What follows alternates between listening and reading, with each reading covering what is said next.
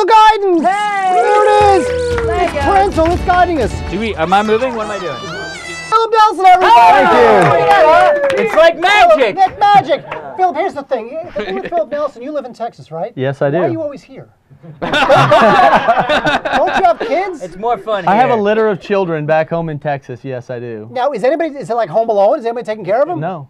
No? Amazing. Philip Nelson, everybody! Yeah. Free-range chicken. So I like the cage. We have Stupid pets. for social services. So here's we got a lot of new people because of YouTube and Ustream and all our Facebooks are going up. So we got a lot of new viewers today. So here's what happens in this segment.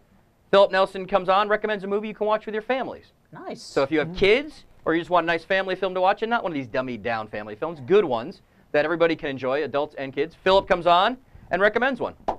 So here you go. I'm excited. No pressure. Well, like Mike said, the idea of a good family film is not a crappy movie that you put on and let the kids watch while you go wash dishes or clean the house. It's a movie that's actually good enough for the entire family to watch and enjoy. And so this movie is one that I loved as a little kid, and it made me terrified of people that were missing fingers.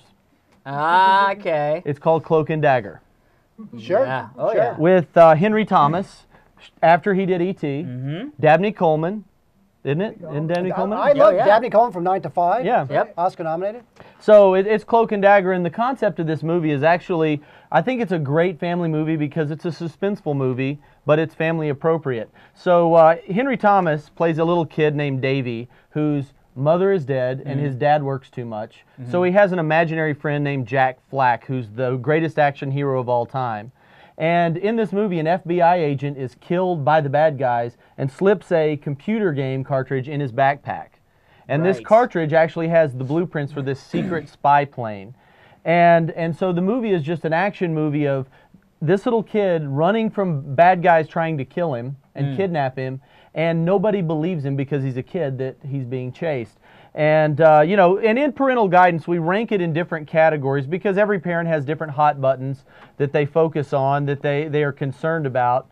And those categories are action, language, romance, peril, and adult enjoyment. And in the action category, we rank them on a scale from 1 to 5, 1 being the lowest, 5 being the highest, in case you missed your elementary math for that guy that wasn't doing his homework. Yeah. But he was like, "Oh, I was just studying the order of numbers. I know 1 through 5. I had to take a break." And this is a good distraction. So in the action category for Cloak and Dagger, we're going to give it a 5 because this movie is action-packed. As I mentioned, the entire movie is this kid running from adults, trying to kidnap him, kill him, and get these secret government plans back. So it's the highest rating for action we can give it. In the language category, we're going to give it a very low rating. It's only going to get a 2 because Alex wasn't in the movie. I was not, no. There would have been a whole lot of F-bombs in that PG movie. PG-13. I would have been like, F-you, 13. Nice. So we have derailed. But in the language, So in the language category, we're going to give it a 2 because it's very, very minor language. Now in the romance category, we're going to give it a 1 because there really was zero romance. It's just strictly awesome action for kids. And in the peril category, we're going to give it a 5. And the reason we're going to give it a 5 is because pretty much the whole movie is adults trying to kill a child. So there is a lot of peril, and there's this one scene that, like I said in the pre-discussion, there's this lady. They're saying, "Look out for the woman with 3 fingers." Ooh, and that's creepy. And I'm going to give a little bit away because you need to watch this movie. And there's this old lady that's trying to help Henry Thomas or Davy escape from the bad guys, and then she takes off her glove and has 3 fingers. Ooh. And so it's like this old little grandmother that's really the worst bad guy. And so it's actually pretty fun. And I'm going to give it in the adult enjoyment category a 4. It's almost a perfect family film, and plus because I am from San Antonio, it was shot in San Antonio, Texas, so we got to give a shout out to the Alamo City. A lot of the action took place in the Riverwalk, and I remember when I first moved to San Antonio 13 years ago, I had to find the place where the Crossfire Gambit took place. Sure, it was a very important part of my childhood. Absolutely. But that was in the movie, and so this week's movie, as we've said, is Cloak and Dagger. It's an awesome family adventure film.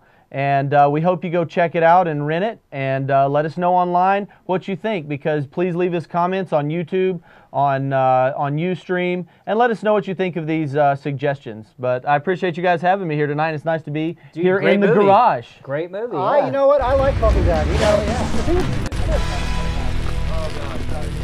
It's live. That's right. I love it. Buy, rent, or burn. In case you needed more proof, it's live. That's you guys. No, it's already done. Oh, I like it. I liked Cloak and Dagger, and because I was a big fan of Dabney Coleman, I thought he was a really funny comedy actor of the '80s.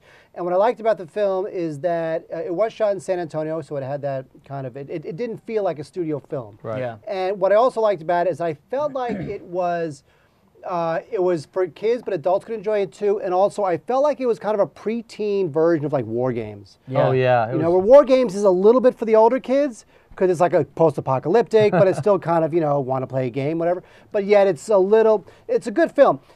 You know, the guy who directed that film, this guy named Richard Franklin, he had an interesting career because he was the director, dumb enough, may I say, not to direct Cloak and Dagger, which I like, but he was actually dumb enough to direct Psycho 2. Wow. Oh, wow. So somebody... He jumped the shark at Psycho 2. Somebody had to take the reins from Alfred Hitchcock and direct Psycho 2. Yeah. So here's Richard Franklin thinking, well, okay, I'll direct Psycho 2. I got nothing going on.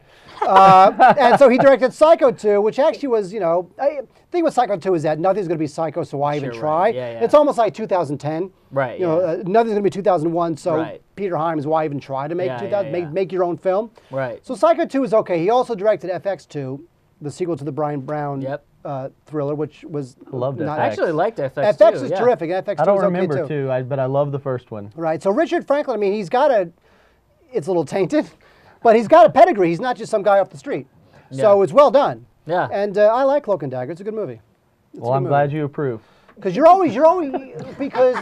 Philip Nelson is always amazed that I approve of the films that he I'm on a quest to find a movie I like that he hates, and I know that there are some, but I'm hiding them from you for that special moment. Because I just want to shock you live on the show one time with Mario Brothers or something like that. Okay, that No, actually, I did not like Mario Brothers. Space Truckers. Space Truckers. Space Truckers. No, here's the ultimate. I spit on your grave. No. Mac and Me. Is that the one remember with Mac Michael and Me? Moore do that? Yeah. Is that the Michael Moore movie? Mac I'm and just Me. kidding. Mac and Me is a That was ET bad. ripoff. Yeah. It's an ET ripoff that was basically sponsored by McDonald's. I remember that. So the alien's name is like Mac, and there's a song and dance scene out of McDonald's. And it's a real movie.